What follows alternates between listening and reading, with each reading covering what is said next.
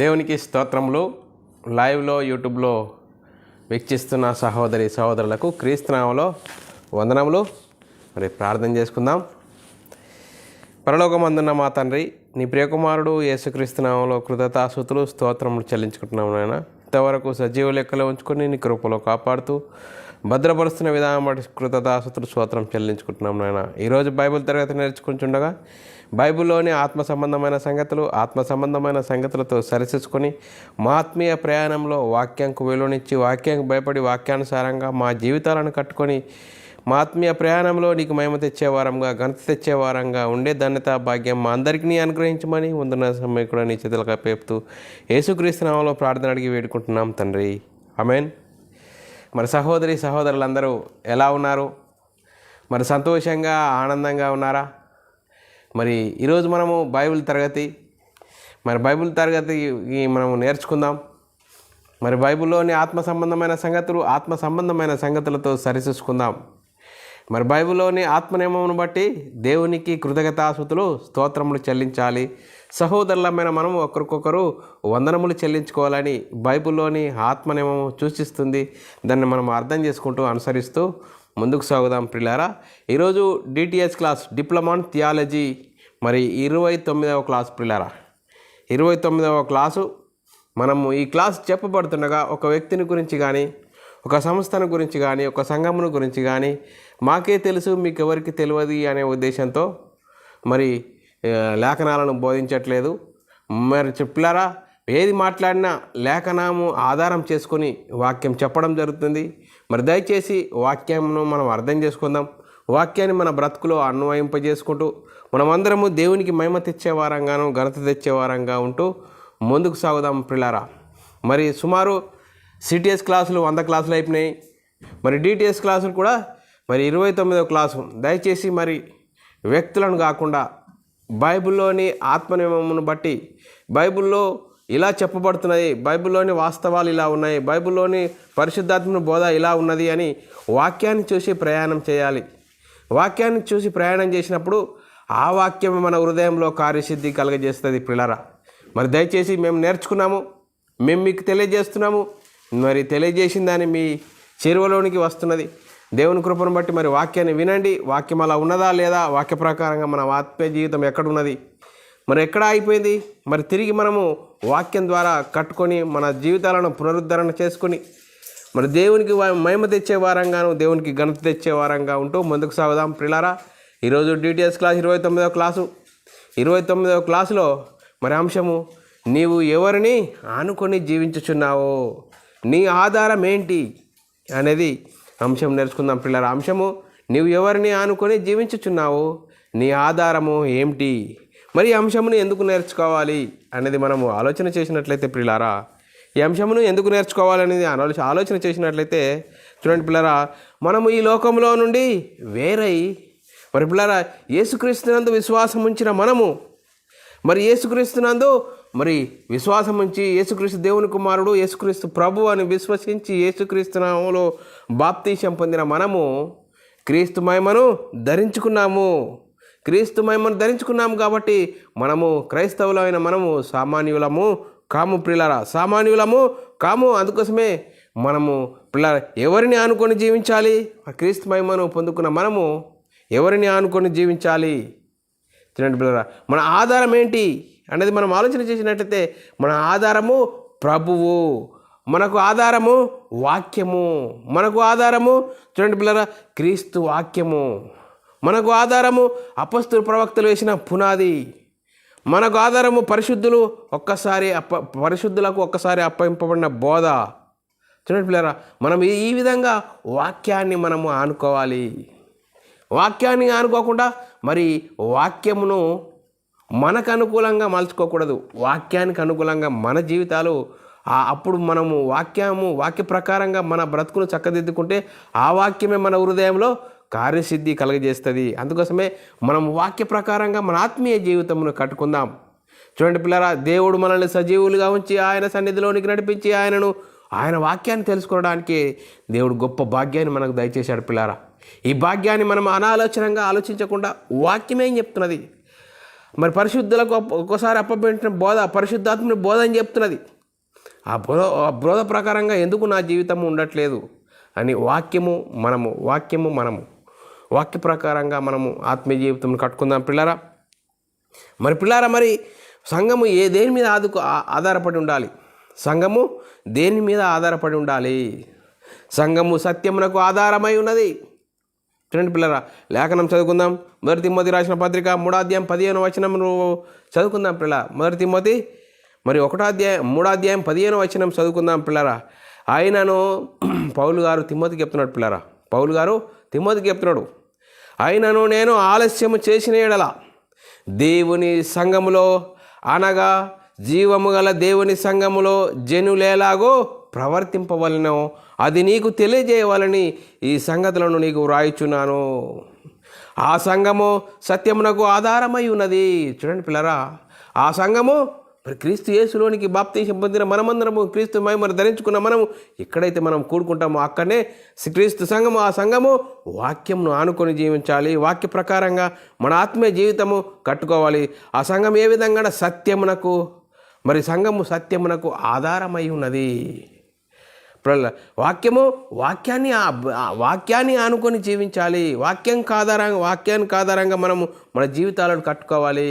చూడండి బ్రదర్, ఆ జీవము ప్రత్యక్షమాయను అంటున్నాడు అపొస్తలుడు. చూడండి పిల్ల, ఆ జీవం ప్రత్యక్షమాయను, తండ్రి యొద్ద నుండి మాకు ప్రత్యక్షమాయను. ఆ నిత్య జీవమును గురించి మేము చూసి ఆ జీవమును గురించి సాక్ష్యం ఇచ్చుచున్నాము. చూడండి, దానిని మీకు గురించి తెలియజేయుచున్నాము. ఆ జీవం ప్రత్యక్షమైంది, ఆ సత్యము మరి ఆ జీవమును ప్రత్యక్షమైతే ఆ జీవమును గురించి మేము ప్రకటన చేస్తున్నాం, సాక్ష్యం ఇచ్చుచున్నాము. అందుకోసమే ఆ సంఘము సత్యమునకు ఆధారమై ఉన్నది. చూడండి పిల్లరా, సంఘము వాక్యంకు ఆనుకొని ఉండాలి. వాక్యాన్ని ప్రకారంగా మన ఆత్మీయ జీవితం కట్టుకోవాలి. అపొస్తలులు ప్రవక్తలు వేసిన పునాది మనము కట్టబడి ఉండాలి. అపొస్తలులు దేన్ని బోధించారు? అపొస్తలులు దేని ప్రకారంగా వారి జీవితాలను కట్టుకున్నారు? మరి మనమేం చేస్తున్నాం? క్రీస్తునందు విశ్వాసం ఉంచిన మనము, క్రీస్తును ధరించుకున్న మనం ఏ విధంగా జీవిస్తున్నామో, మనము ఎవరిని ఆనుకొని జీవించాలి అని మనం ఆలోచన చేసినట్లయితే ప్రియులరా, ప్రభువును ఆనుకొని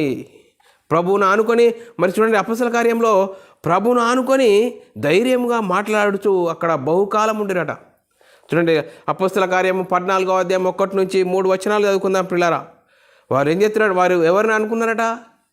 ప్రభువును ఆనుకొని ధైర్యముగా మాట్లాడుతూ అక్కడ బహుకాలం గడిపిరట. చూడండి పిల్లరా, ఇకోనియాలో జరిగినదేమనగా 14వ అధ్యాయం 1 నుంచి 3 వచనాలు చదువుకుందాం. ఇకోనియాలో జరిగినదేమనగా వారు కూడి యూదుల సమాజ మందిరంలో ప్రవేశించి తేటగా బోధించినందున అనేకులు యూదులు, గ్రీకు దేశస్థులు విశ్వసించిరి. చూడండి, విశ్వసించినప్పుడు ఏమైంది? 2వ వచనం, అయితే అవిధేయులైన యూదులు అన్య జనులను పురికొల్పి వారి మనసులలో సహోదరుల మీద పగ పుట్టించిరి.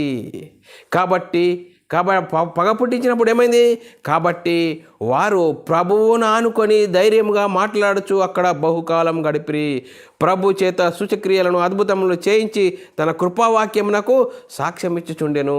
చూడండి పిల్లరా, వాక్యాన్ని ఆనుకోవాలి, వాక్య ప్రకారంగా జీవించాలి. ఈరోజు వాక్యమును మనము వింటున్నామంటున్నాం, కానీ వాక్య ప్రకారంగా మన ఆత్మీయ జీవితం ఎందుకు లేదు? చూడండి పిల్లరా, వాక్య ప్రకారంగా మన ఆత్మీయ జీవితం ఎందుకు లేదు? అందుకోసం చూడండి పిల్లలు, మనం ఆలోచన చేయాలి. మరి ఈ సంఘము దేని మీద ఆనుకొని ఉండాలి? సత్యమునకు ఆధారంగా సత్యాన్ని ఆనుకొని ఉండాలి. ఆ సంఘానికి శిరస్సు ఎవరండి? సంఘానికి శిరస్సు క్రీస్తు. ఆ శిరస్సును ఆనుకొని జీవించాలి. మరి సత్యమును అనుసరించి జీవించాలి. చూడండి పిల్లరా, సత్యమును అనుసరించి జీవించకుండా ఈ లోకమును, లోక సంబంధమైన వాటిని, ప్రకృతి సంబంధమైన వాటిని ఆధారం చేసుకునడం జరుగుతున్నది. చూడండి పిల్లరా, ఈరోజు ప్రకృతి సంబంధమైన వాక్యాన్ని కలిపి చెప్తున్నారు. వాక్యం చెప్తుండగా ప్రకృతి సంబంధమైన విషయాలను ఎక్కువ చెప్తున్నారు, వాక్యం కొద్దిగా చెప్తున్నారు. వాక్యాన్ని ఆనుకొని జీవించాలి. వాక్య ప్రకారంగా మన ఆత్మీయ జీవితం కట్టుకోవాలి. ఒక్కసారి ఆలోచన చేద్దాం పిల్లరా.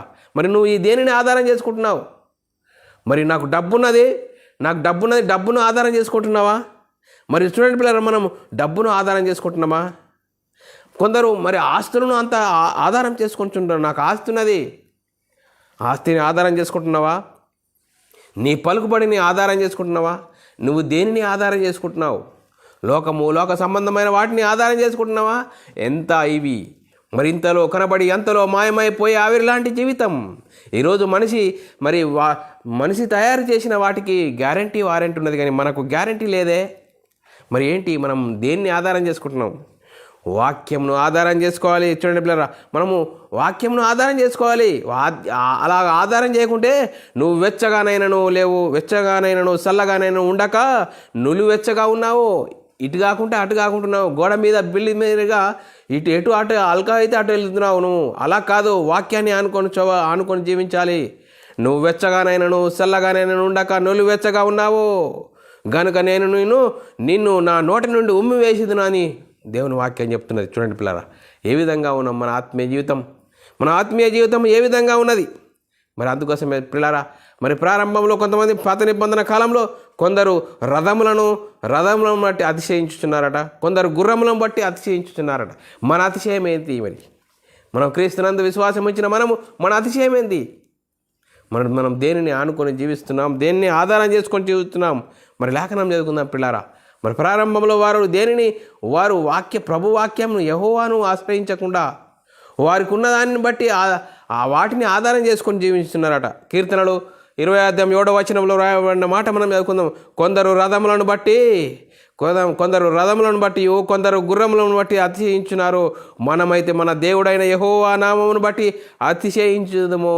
చూడండి పిల్లరా, ఆ రోజు పాత నిబంధన కాలంలోనే కొందరు రథములను బట్టి కొందరు గుర్రములను బట్టి అతిశయించుద్దరట, మనమైతే మన దేవుడైన యెహోవా నామమును బట్టి అతిశయించుదము. చూడండి పిల్లరా, ఇంకా మనం ఆలోచన చేయాలి. శరీరాలను ఆధారం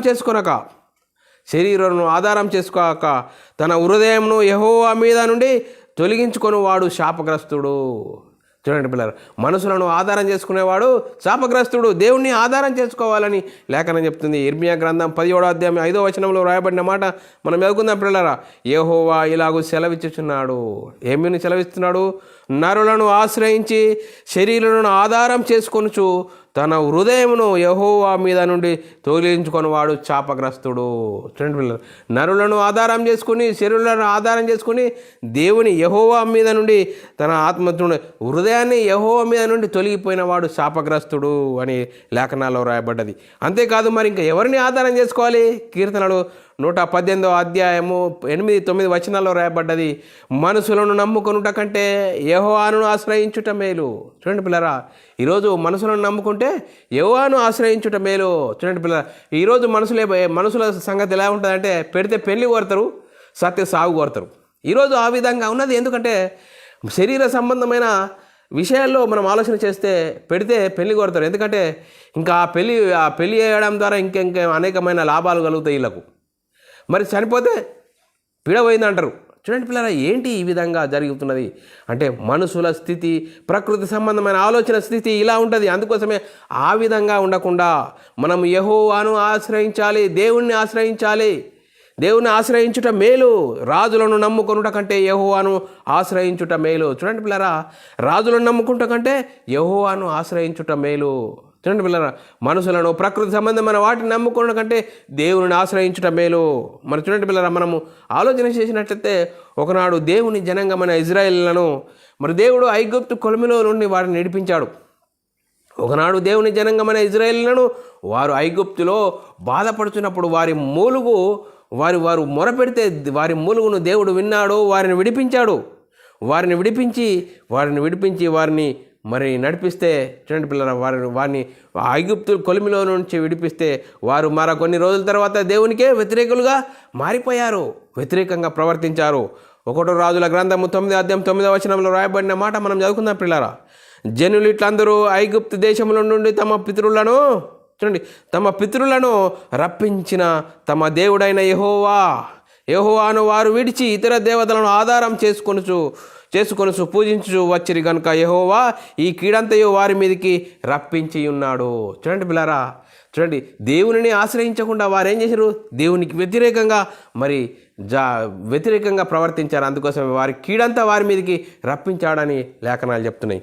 ఇంకా మరి పిల్లారా, మరి దేవునిని ఆశ్రయించకుండా మనుషులను ఆశ్రయిస్తే ఏ విధంగా జరుగుతుందంటే జోగి పడుచున్న గోడ అండం వలె అగును, ఒక్క క్షణంలో హఠాత్తుగా పడిపోవును.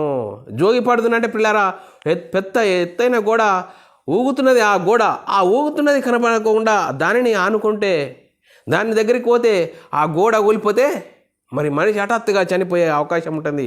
యెషయా గ్రంథంలో రాయబడిన మాట చదువుకుందాం పిల్లల. 30వ అధ్యాయం 13వ వచనంలో రాయబడిన మాట మనం చదువుకుందాం.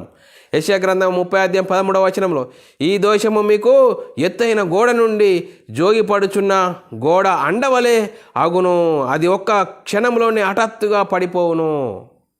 చూడండి పిల్లరా, మరి పెద్ద గోడ ఉన్నది, ఆ గోడను ఆధారం చేసుకుని అనుకుంటున్నావు, కానీ ఆ గోడ జోగిపడుతున్న గోడ వలె ఉన్నది. హఠాత్తుగా పడిపోతే మరి ఒక్క క్షణంలోనే అది పడిపోతే ఏమైపోతుంది, మరి మరణం వస్తుంది. అందుకోసమే అలాంటి దాని మీద ఆధారం చేసుకోకు. నువ్వు దేనిని ఆధారం చేసుకోవాలో, దేవుని వాక్యాన్ని, దేవుణ్ణి ఆధారం చేసుకోవాలని లేఖనాలు చెప్తున్నాయి పిల్లారా. మరి ప్రారంభంలో మనం ఆలోచన చేసినట్లయితే మరి మొదటి శతాబ్దంలో పిల్లారా రోమా సంఘంలో ఏం జరిగింది, పౌలు గారు ఏం చెప్తున్నారు, ఇకునాడు దేవుని ఇజ్రాయేలీల గురించి ఏం చెప్తున్నాడు. ఇజ్రాయేలీలకు ఆసక్తి ఉన్నది, వారి ఆసక్తి జ్ఞానానుసారమైనది కాదు, వారు రక్షింపబడాలని నా కోరిక, నా ఆలోచన అంటున్నాడు పౌలు గారు. రోమిలకు రాసిన పత్రిక 10వ అధ్యాయం 1, 2, 3 వచనాల్లో రాయబడిన మాట మనం చదువుకుందాం పిల్లరా. పౌలు గారికి వారి స్వజనుల మీద ఉన్న ఆసక్తి చూడండి పిల్లరా. సహోదరులారా, ఇజ్రాయేలీలు రక్షణ పొందవలనని నా హృదయాభిలాషయు వారి విషయమై దేవునికి చేయు ప్రార్థన అయి ఉన్నది. మరేంది, వారు దేవుని యందు ఆసక్తి గలవారని వారిని గురించి సాక్ష్యమిచ్చుచున్నాను. చూడండి, అయినను వారి ఆసక్తి జ్ఞానానుసారమైనది కాదు. ఏలయనగా మరి ఏమైంది, జ్ఞానానుసారమైనది కాకపోతే ఏలయనగా వారు దేవుని నీతిని ఎరగక తమ స్వనీతిని శాపింపబూనుకొనుచు దేవుని నీతికి లోబడలేదు. చూడండి పిల్లరా, ఒకనాడు ఇజ్రాయేలీల పరిస్థితి ఏమైంది, ఇజ్రాయేలీలు మరి భక్తి ఉన్నది, వాళ్ళు రక్షింపబడాలని పౌలు గారు ప్రార్థన చేస్తున్నారు. కానీ పౌలు గారే వారిని గురించి ఏమని చెప్తున్నాడు, వారు దేవుని నీతికి ఎరగలేరు, తమ స్వనీతిని స్థాపింపబూనుకుని దేవుని వాక్యానికి వ్యతిరేకంగా జీవించారు అని మరి పౌలు గారు వారిని గురించి చెప్తున్నాడు పిల్లరా. నేడు క్రైస్తవ సమాజాన్ని మనం చూసినప్పుడు పరిశుద్ధాత్మని బోధకు లోబడకుండా మరి వాక్యాన్ని కలిపి చెరిపి మనుషులు కల్పించిన పద్ధతులు దేవోపదేశములని ఈరోజు వాక్యాన్ని కలిపి చెరుపుతున్నారు. తండ్రి అయిన దేవుడే యేసుక్రీస్తుగా వచ్చాడు, యేసుక్రీస్తే పరిశుద్ధాత్ముడుగా వచ్చాడు, త్రిత్వము అని అనేక సిద్ధాంతాలు, మరి ఆ సిద్ధాంతాలు తీసుకొని సిద్ధాంతాలకు అనుగుణంగా వాక్యాన్ని కలిపి చెరిపి నేటి క్రైస్తవ సమాజాన్ని మరి ఎక్కడికి తీసుకెళ్తున్నారు మనం ఆలోచన చేయాలి. మరి వాక్యాన్ని అనుకుంటున్నారా, లేదే మనుషులు కల్పించిన పద్ధతులు దేవోపదేశములని ఈరోజు వాక్యాన్ని భయంకరమైన పరిస్థితిలోనికి తీసుకెళ్తున్న పరిస్థితి కనబడుతున్నది. చూడండి పిల్లరా, మరి మనం ఏం చేస్తున్నాం పిల్లరా, మనం ఆలోచించాలి.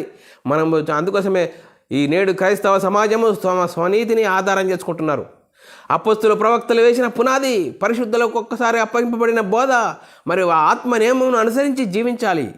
ఆ ఆత్మ నియమంకు లోబడి జీవించినప్పుడు చూడండి పిల్లరా, బైబిల్లోని ఆత్మ సంబంధమైన సంగతులతో సరిచూసుకుంటే మన ఆత్మీయ ప్రయాణం వాక్యాన్ని ఆనుకొని జీవించే ప్రయాణం. కానీ ఈరోజు మరి క్రైస్తవ సమాజంలో ఎన్ని సిద్ధాంతాలు, చూడండి పిల్లరా, బైబిల్ సిద్ధాంతం ఒకటే, కానీ మనుషులు కల్పించిన సిద్ధాంతాలు అనేకము ఉన్నాయి. ఎందుకు ఈ విధంగా జరుగుతుందంటే వాక్యాన్ని ఆనుకొనక చూడండి పిల్లరా, మనుషులు కల్పించిన పద్ధతుల వైపు చాలా భయంకరమైన పరిస్థితిలో ఉన్నది. అందుకోసమే మనం ఆలోచన చేయాలి. అందుకోసమే మొదటి యేసుక్రీస్తు జీవిస్తున్న కాలంలో పేతురు గారు కూడా మరి యేసుక్రీస్తుని అనుమానించాడు.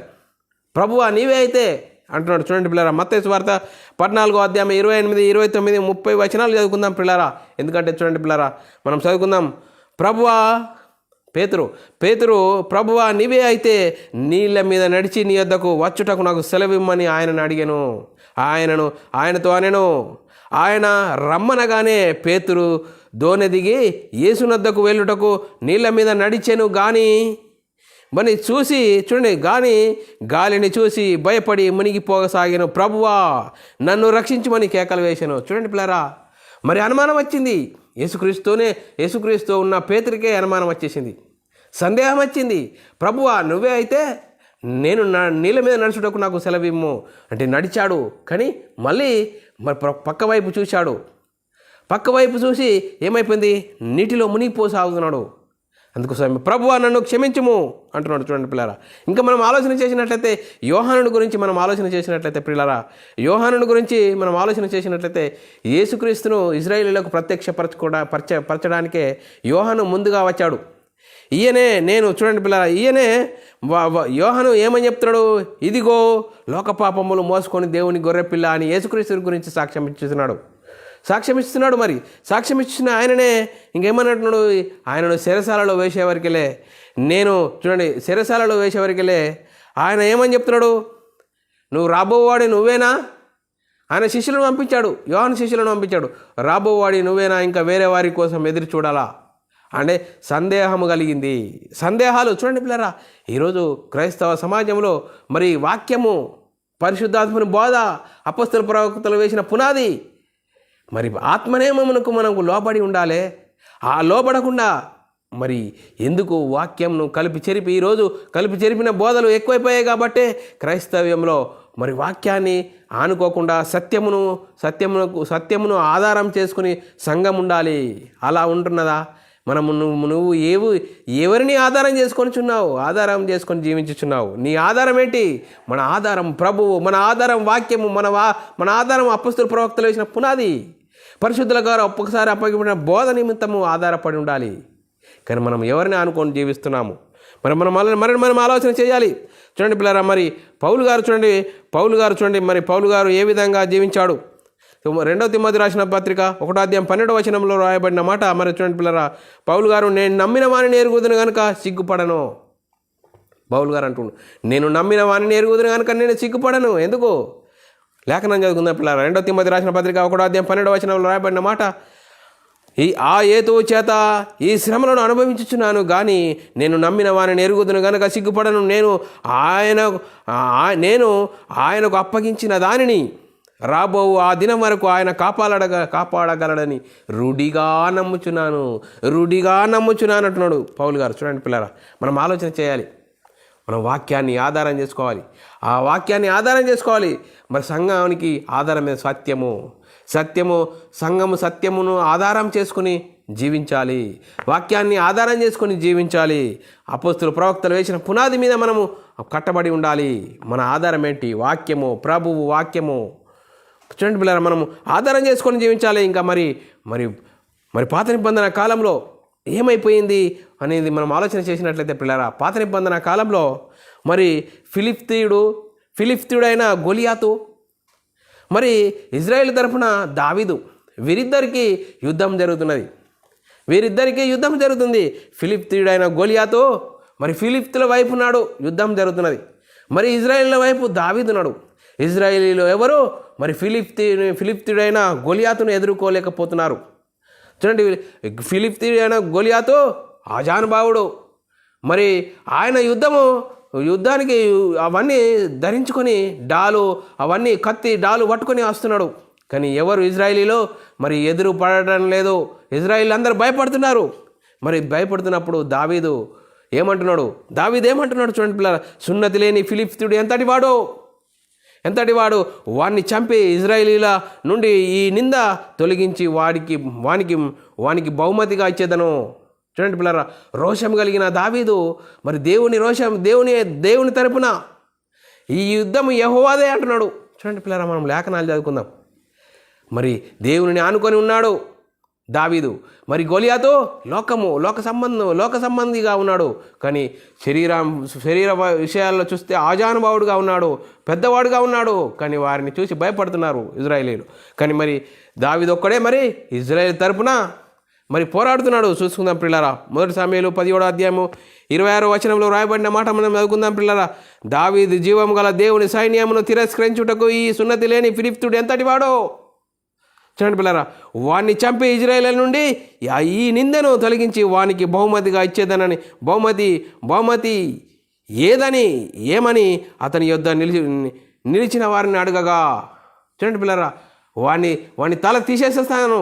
దేవుని సున్నతి లేని వాడు ఇజ్రాయేలును ఎదిరించేవాడా? చూడండి పిల్లరా, ఎంత రోషం కలిగి ఉన్నాడు దావీదు. ఇంకంతేకాదు, 1 సమూయేలు 17వ అధ్యాయం 26వ వచనంలో రాయబడిన మాట మనం అనుకుందాము. మీ దాసుడైన నేను సింహం చూడ దావీదును నువ్వు ఆయన ఎద్దుకు మరి గొలియాతును ఎదిరించలేవు అన్నప్పుడు మరి నీ దాసుడైన నేను సింహమును ఎలుగుబంటిని చంపితిని. చూడు నా టాలెంట్ ఏంటి అని దావీదు చెప్తున్నాడు. నీ దాసుడైన నేను సింహమును ఎలుగుబంటిని చంపితిని, జీవము గల దేవుని సైన్యమును తిరస్కరించిన ఈ సున్నతి లేని ఫిలిష్తీయుడు ఎంతటి వాడు, దాని ఒక్కదాని వలన దాన్ని ఆయనని చేసేదను అంటున్నాడు. చూడండి పిల్లరా, రోషం కలిగి దావీదు మరి గొలియాతును చంపే విధానాన్ని మనం చూస్తున్నాం పిల్లరా. అంతేకాదు 1 సమూయేలు 17:45 వచనంలో రాయబడిన మాట, మరి దావీదు నీవు కత్తియు ఈటయు బల్లెము ధరించుకొని నా మీదికి వచ్చుచున్నావు.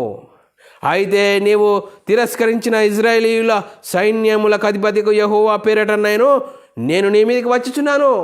చూడండి పిల్లరా, నేను నీ మీదకి వచ్చుచున్నాను. కానీ మరి గొలియాతును దావీదు ఏం చేసిండు? ఒడిషే రాయి బట్టి చంపేశాడు పిల్లరా. ఒడిషే రాయి బట్టి పాత నిబంధన కాలంలో చంపేశాడు. మరి దేవుని వైపు యుద్ధం చేశాడు. యెహోవాదే యుద్ధము, యెహోవానే చూసుకుంటాడు. చూడండి పిల్లరా, మరి గొలియాతు ఆజానుభావుడు. మరి గొలియాతును మనము లోక సంబంధంగా చూసుకోవాలి. లోక సంబంధమైన వాటిని గురించి ఆలోచన చేస్తే లోక సంబంధమైన సంగతులు ఈ విధంగా ఉంటాయి. కానీ దేవుని ఆత్మ కలిగిన వాడు దావీదు ఏ విధంగా రోషం కలిగి ఉన్నాడు. ఈ సున్నతి లేని ఫిలిష్తీయుడు ఎంతటి వాడు? జీవము గల దేవుని సంఘమును జీవము గల దేవుని సంఘమును. చూడండి పిల్లలు, మనం ఆలోచన చేయాలి. జీవము గల దేవుని సైన్యాన్ని మరి హెచ్చరించేవాడా? ఎంతటి వాడు? ఇజ్రాయేలును ఎదిరించేవాడా?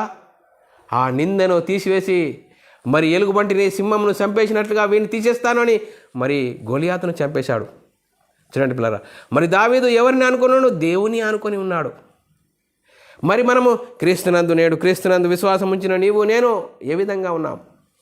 ఒకనాడు ఇజ్రాయేలీలో మరి ఎవరిని అనుకున్నారు? చూడండి పిల్లలు, మనం ఆలోచన చేసినట్లయితే ఇజ్రాయేలీల జీవితాలలో ఐగుప్తు కొలిమిలో నుంచి మరి పాలస్తీనా నడిపించే వరకు ఎన్నో శ్రమలు, నిందలు, అవమానాలు వచ్చాయి. అవన్నిటినీ దేవుని ఆనుకొని ఉన్నప్పుడు వారి జీవితాల్లో అవన్నిటినీ శ్రమల నుంచి తొలగించాడు. నేడు క్రీస్తునందు విశ్వాసం ఉంచిన నీవు, క్రైస్తవుడమైన మనము ఆధ్యాత్మిక జీవితంలో మరి లోకంలో నుండి వేరైపోయాం. ఈ లోకంలో నుండి వేరైపోయి వాక్యానుసారంగా జీవించినప్పుడు నీకు శ్రమలు, నిందలు, అవమానాలు వస్తాయి. నువ్వు దేనిని ఆనుకోవాలి? నువ్వు వాక్యంను ఆనుకొని జీవించాలి. అపొస్తలులు ప్రవక్తలు వేసిన పునాదిని ఆనుకొని జీవించాలి. నీ ఆధారం ఏంది? వాక్య ప్రకారంగా మన ఆత్మీయ జీవితంను కట్టుకున్నప్పుడు. చూడండి పిల్లరా, మరి ఒకనాడు దేవుని జనంగమైన ఇజ్రాయేలీలు ఐగుప్తు కొలిమిలో నుంచి పాలస్తీనాకు ప్రయాణం. మరి ఇప్పుడు నేడు క్రైస్తవులైన మనము లోకములో నుండి వేరైపోయి మనం పరలోక ప్రయాణంలో నిందలు, అవమానాలు వస్తాయి. క్రైస్తవుడైనందుకు శ్రమ అనుభవించాలి. లేఖనం చెప్తుంది పిల్లరా. అందుకోసమే వాక్యానుసారంగా జీవించాలి. వాక్యాన్ని ఆనుకొని జీవించాలి. వాక్యాన్ని ఆనుకున్నప్పుడు నువ్వు శ్రమలు, నిందలు వస్తాయి. చూడండి పిల్లలు, మనం ఆలోచన చేయాలి. అందుకోసమే సత్యమును అనుసరించి జీవించాలి. నీవు సత్యమును అనుసరించి నడుచుకొనిచున్నావు, బహుగా సంతోషించుతున్నాను అని లేఖనాల్లో రాయబడ్డది. 3 యోహాను రాసిన పత్రిక 1:3 రాయబడిన మాట యోహాను గారు చెప్తున్నాడు. నీవు సత్యమును అనుసరించి నడుచుకొనిచున్నావు గనుక సహోదరులు వచ్చి నీ సత్య ప్రవర్తనను గురించి సాక్ష్యం ఇచ్చి చెప్పగా విని బహుగా సంతోషించుతున్నాను. వాక్యమును అనుసరించి జీవించినప్పుడు దేవుడు సంతోషిస్తాడు. చూడండి పిల్లరా, మనం ఏ విధంగా ఉన్నాం ఈరోజు? మరి మనం ఏ విధంగా జీవిస్తున్నాం? వాక్యానుసారంగా జీవిస్తున్నామా? వాక్య ప్రకారంగా మన ఆత్మీయ జీవితం ఉన్నదా? ఏ విధంగా ఉన్నది? మనసులు కల్పించిన పద్ధతుల వైపే ప్రయాణం చేస్తున్నామా? మనం ఎక్కడున్నాం? మనం ఆలోచన చేయాలి. రోమీయులకు రాసిన పత్రిక 8:34 రాయబడిన మాట మనం చదువుకుందాం పిల్లారా. శిక్ష విధించువాడెవడో చనిపోయిన క్రీస్తే, అంతేకాదు మృతులలో నుండి లేచి దేవుని కుడిపార్శ్వమున ఉన్నవాడైన మన కొరకు విజ్ఞాపన చేయవాడు ఆయనే. చూడండి పిల్లరా, మనం ఇప్పుడు దేనిని అనుకోవాలి? యేసుక్రీస్తు వచ్చి ఏం చేసిండు? యేసుక్రీస్తు ఈ లోకంలోనికి వచ్చి ఏం చేసిండు? ధర్మశాస్త్రాన్ని కొట్టివేసి దాన్ని కొట్టివేసి కొత్త నిబంధన ఇచ్చాడు పిల్లరా. కొత్త నిబంధన చట్టం అపొస్తలులు ప్రవక్తలు వేసిన పునాది. మన వాక్యాన్ని ఆనుకొని జీవించాలి. అందుకోసమే దేవుడు యేసుక్రీస్తు ఆ పనిని అప్పగించాడు. ఆ పనిని తుదమట్టుకు మరి చేశాడు. తండ్రి పనిని నెరవేర్చి తండ్రికి సంతోషం కలిగించేవాడుగా ఉన్నాడు. మరి యేసుక్రీస్తు వచ్చి రక్షణను సిద్ధపరిచాడు. రక్షణను చేసి మరి యేసుక్రీస్తు చేసిన వాటిలో కొదువైన వాటి యందు నా వంతు నా శరీరమందు వహించుకొంటున్నానని పౌలు గారు పని చేస్తున్నాడు పిల్లరా. పౌలు గారు మరి నా వంతు నా శరీరమందు వహించుకొంటున్నాను. చూడండి పిల్లరా, పౌలు గారు సౌలుగా ఉన్నప్పుడు ఆయన ఏం చేశాడు? సంఘాన్ని హింసించడమే ఆయన గొప్ప పని. పౌలు గారు సౌలుగా ఉన్నప్పుడు సంఘాన్ని హింసించడమే గొప్ప పని అట. మరి ఇప్పుడు ఏమైపోయింది? పౌలు గారు యేసుక్రీస్తు దర్శించే వరకు ఏమైపోయాడు? ఏ విధంగా మారిపోయాడు? హింసలు పడ్డాడు, బాధలు పడ్డాడు, అవమానాలు భరించాడు.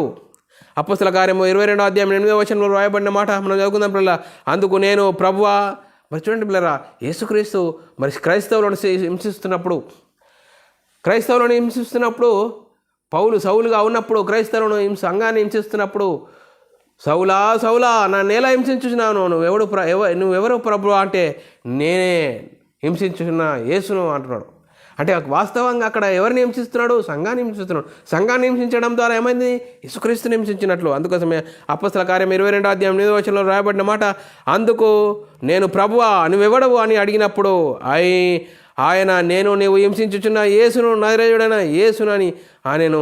చూడండి పిల్లారా, సంఘాన్ని హింసించడం అంటే యేసుక్రీస్తుని హింసించినట్లుగా. మరి మనం ఆలోచన చేయాలి. మనం ఎవరిని ఆనుకొని జీవిస్తున్నాం? మన ఆధారం ఏంటి? మనసులు కల్పించిన పద్ధతులను ఆలోచన చేస్తున్నామా? ఆధారం చేసుకుంటున్నామా? ప్రకృతి సంబంధమైన వాటిని ఆధారం చేసుకుంటున్నామా? వాక్యాన్ని ఆధారం చేసుకుంటున్నామా? అపొస్తలులు ప్రవక్తలు వేసిన పునాదిని ఆధారం చేసుకుంటున్నామా? పరిశుద్ధాత్మను బోధన ఆధారం చేసుకుంటున్నామా? ఏ విధంగా మన జీవితాలు ఉన్నాయి? అందుకోసమే మనము సంఘానికి మరి ఆధారం ఏంటి? సత్యము. సంఘానికి శిరస్సు ఎవరు? సంఘానికి శిరస్సు యేసుక్రీస్తు. ఆ శిరస్సును హత్తుకొని జీవించాలి. శిరస్సును హత్తుకొని జీవించకుండా మొండెమును హత్తుకుంటే మరి జీవం లేని వాడవైతావు. అందుకోసమే ఈరోజు వాక్యము అపొస్తలులు ప్రవక్తలు వేసిన పునాది మీద ఆనుకోకుండా మరి మనసులు కల్పించిన పద్ధతుల వైపు మొండెమును ఆనుకునే జీవించే విధంగా ఉన్నారు. ఈరోజు మొండెమును జీవము లేని వాటిని ఆనుకొని జీవించినట్లుగా కనపడుతున్నది. చూడండి పిల్లరా, ఏంటి మన పరిస్థితి ఏంది? మనం ఏ విధంగా ఉన్నాం? మరి సంఘము సత్యమును ఆధారం చేసుకోవాలి. సంఘానికి శిరస్సైన క్రీస్తును ఆధారం చేసుకోవాలి. సత్యాన్ని అనుసరించి జీవించాలి. చూడండి పిల్లలు, మరి పాత నిబంధన కాలంలో మరి సిరియా రాజును గురించి ఇజ్రాయిల్ రాజును గురించి మనము ఆలోచన చేసినట్లయితే పిల్లారా, మరి సిరియా రాజు అనుకున్న పరిస్థితులన్నీ, సిరియా రాజు ఏదైతే అనుకుంటున్నాడో అవన్నిటినీ మరి ఇజ్రాయిలీ రాజుకు తెలిసిపోతున్నది. ఏంటి ఈ పరిస్థితి? ఈ విధంగా మరి మనలో ఎవడన్నా ఉన్నాడా? మన విషయాలన్నీ మరి ఇజ్రాయిలీ రాజుకు చెరవేస్తున్నాడా అని అన్నప్పుడు మరి ఏమంటున్నాడు? మరి చూడండి, రాజు దగ్గర ఉన్న రక్షపట్టులు ఏమంటున్నాడు? ప్రభువా మరి మన సంగతులన్నీ వారికి ఎలా తెలుస్తున్నాయి అంటున్నావా? మరి దైవజనుడైన ఎలీషా ఉన్నాడు వారి దగ్గర. ఆ ఎలీషా ద్వారా ఈ సంగతులన్నీ తెలుస్తున్నాయి అని అన్నప్పుడు మరి ఎలీషాను మరి తీసుకురండి అని మరి రాజు శాసించినప్పుడు ఆ ఎలీషాను తీసుకురావడానికి మరి అనేక మరి గుర్రములు వెళుతున్నప్పుడు మరి వారు ఎలీషాను గురించి మనం ఆలోచన చేద్దాం. ఏ విధంగా వారు ప్రవర్తించారు అనేది మనం ఆలోచన చేసినట్లయితే పిల్లరా, 2వ రాజుల గ్రంథము 6వ అధ్యాయం 17వ వచనంలో చదువుకుందాం పిల్లరా. మరి 2వ రాజుల గ్రంథము 6వ అధ్యాయం 11 నుంచి 17 వచనాల వరకు పూర్తిగా ఈ సమాచారం ఉన్నది. 17వ వచనం చదువుకుందాం పిల్లరా. యెహోవా వీడు చూసినట్లు, మరి చూడండి పిల్లరా, గుర్రములు రౌతులు ఇవన్నీ యుద్ధాలు ఇవన్నీ వచ్చినాయి. మనం ఏ విధంగా ఉండాలి అని మరి మనం ఆలోచన చేసినట్లయితే లేఖనాలు చదువుకుందాం పిల్లరా. 16 నుంచి అతడు భయపడుచు, ఎవరు? ఎలీషా దగ్గర పనివాడు భయపడుతున్నాడు. మరి ఇవన్నీ ఈ విధంగా వచ్చాయి, ఏమిటి మన పరిస్థితి అని.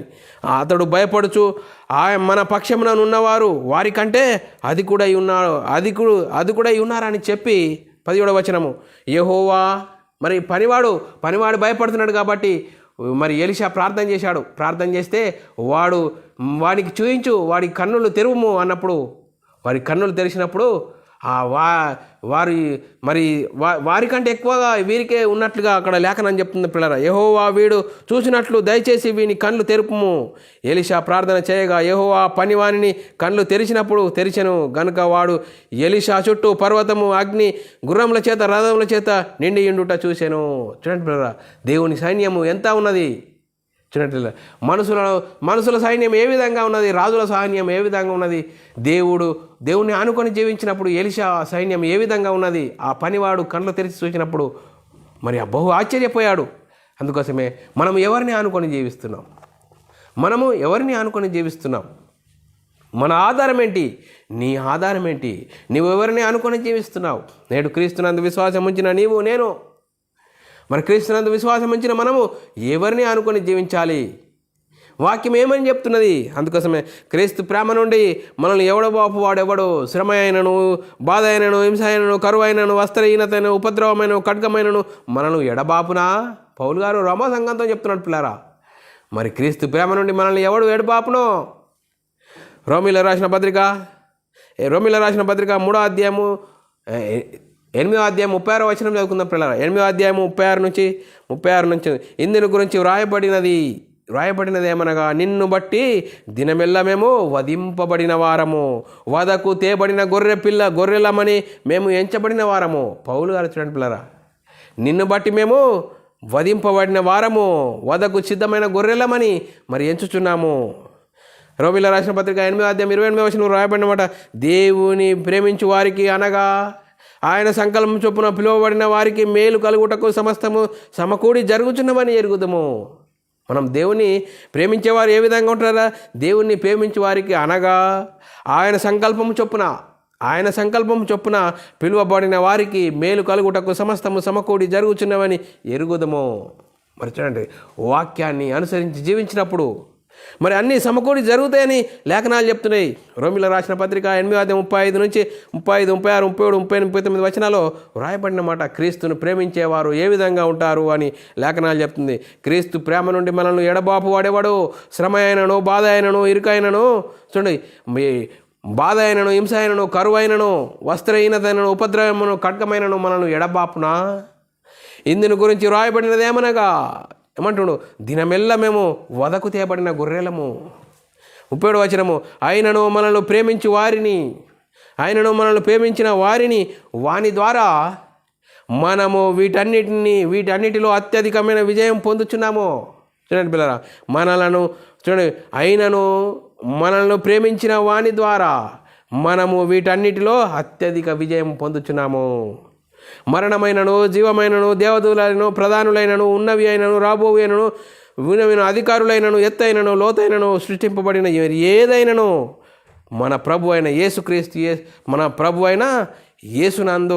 యేసునందలి దేవుని ప్రేమ నుండి మనల్ని ఎడబాపు వాడు ఎవడని రూఢిగా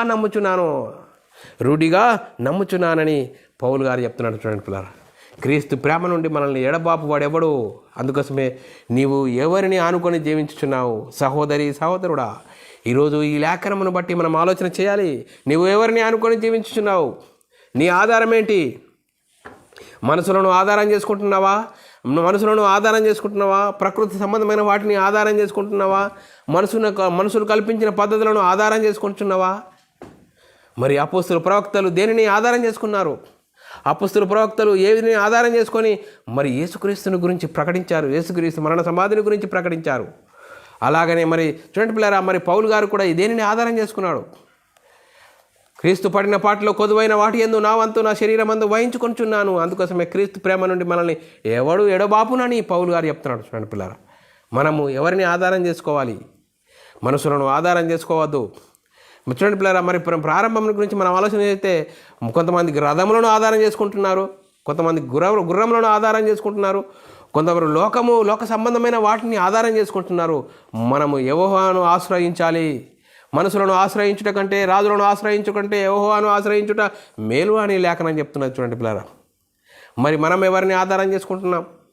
మరి పరిశుద్ధాత్మని బోధ ఏం చెప్తుంది? పరిశుద్ధాత్మని బోధ అపొస్తలులు ప్రవక్తలు వేసిన పునాదిలో వారు ఏ విధంగా వాక్యాన్ని ఆనుకొని బహుకాలం గడిపి వాక్య ప్రకారంగా ఆత్మీయ జీవితం కట్టుకున్నారు. శ్రమ అయినను, ఇరుకైనను, ఇబ్బంది అయినను అవన్నిటినీ మరి ఓర్చుకున్నారు. మరి క్రైస్తవ జీవితం ఏంటి?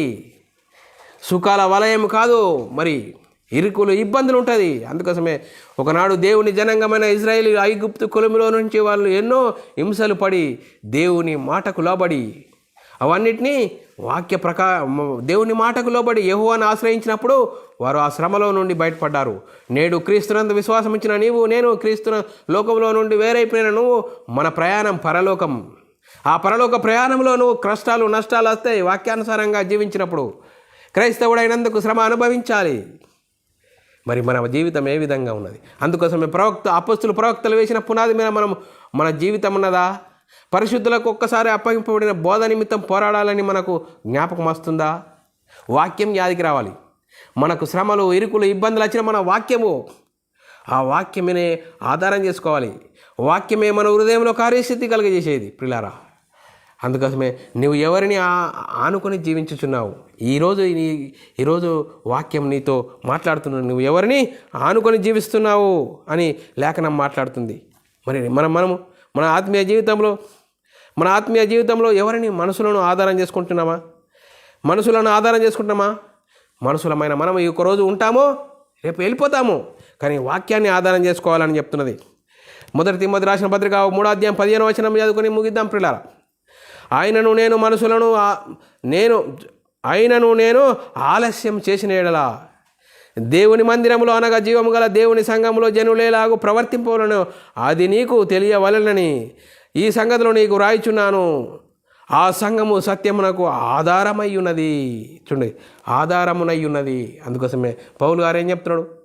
ఆ సంఘము దేన్ని ఆధారం చేసుకోవాలా? సత్యమును ఆధారం చేసుకోవాలా?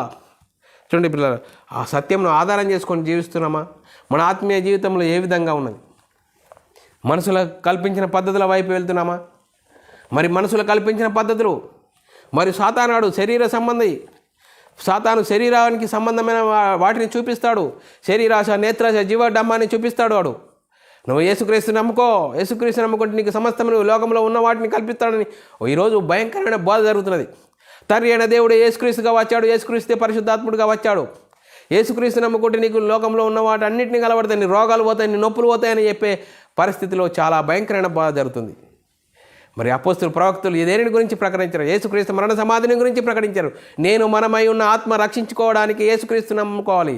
యేసుక్రీస్తు వస్తే మనమై ఉన్న ఆత్మ రక్షింపబడుతుంది.